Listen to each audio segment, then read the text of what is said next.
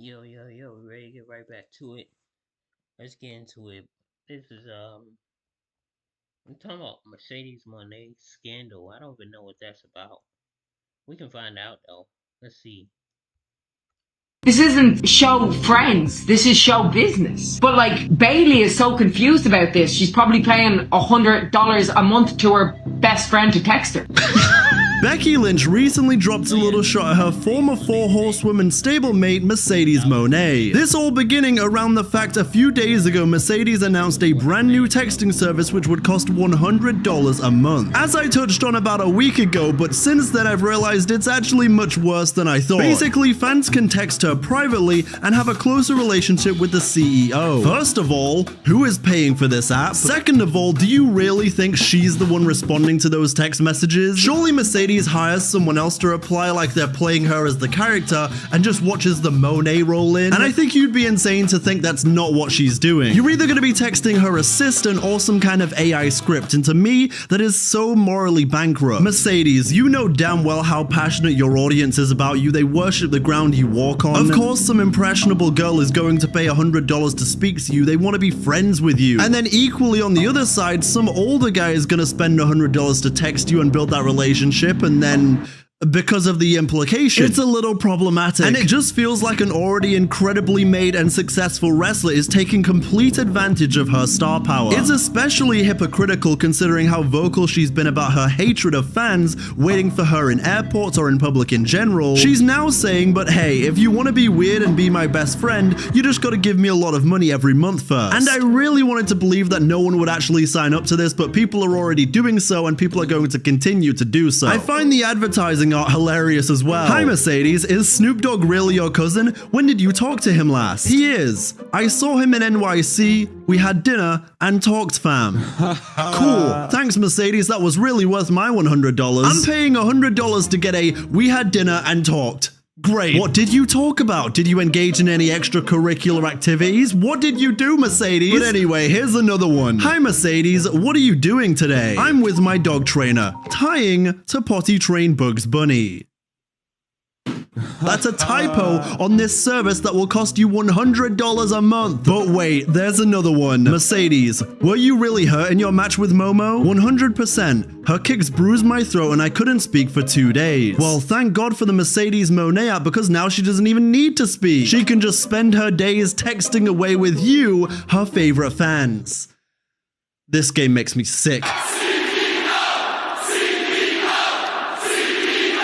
There's another example here where Mercedes responds to a fan with a selfie. Hey Mercedes, what are you doing today? What's Mercedes doing?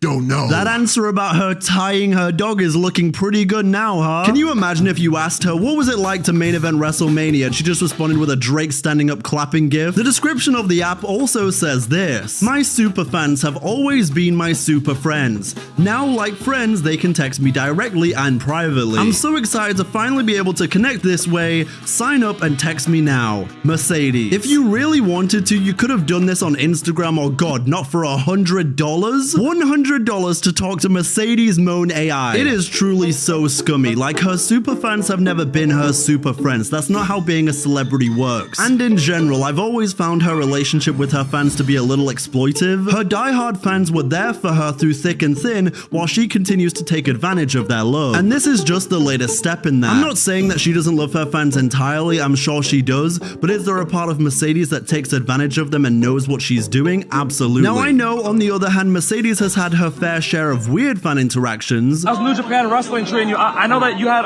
left WWE because of the creative issues. So is that the reason? That's what I read. Oh, that's what you read. You weren't there.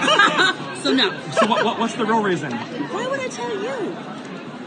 Why would I just tell you? I want to know. You ain't gonna see my interview. You ain't gonna read my book. Right. You ain't gonna see me in the future. I do all of that. Yeah. All right, then just wait. Our next friends, but you aren't. Then you just wait. I got you. Okay, cool. Thank you, JJ. Appreciate you. Keep on reading your fiction books, okay? What are we signing?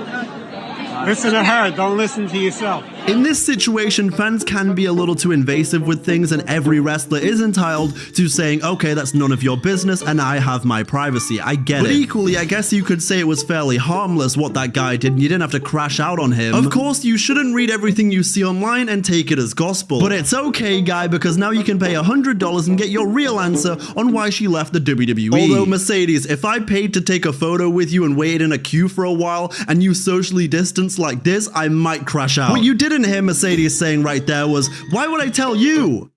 For free. Sign up today. It also doesn't sit right with me that a lot of the people signing up are probably quite vulnerable in terms of not quite understanding that you're not going to be talking to her most of the time. It's no secret that people develop parasocial relationships with musicians, celebrities, wrestlers all the time. Mercedes is one of the biggest stars to suffer from people doing that to her. And hey, maybe sometimes on this app it is actually going to be Mercedes talking to you, but realistically that's like 5 to 10% of the time. And so you've got to pick a side. Either you're completely anti people being too invasive and personal, or you're okay with being close with your fans. Because you don't get to go ahead and take advantage of a bunch of vulnerable fans who are going to say, oh, well, she's changed her stance now. Now I can go ahead and be personal and weird. Because once it backfires on you, you're not gonna like it. Because in no way is it okay to say, no, we need to establish a boundary now, and then come out and say, but if you pay me, then it's okay, we'll forget the boundary. I have zero respect for it and zero time for it. You're already a millionaire, you don't need to do this. And somehow this is kind of worse than any kind of crypto scam she could have promoted. I feel like a Moné coin would have been less morally corrupt. At least when you're making a coin, you're taking advantage of dumb bros looking to get rich quickly,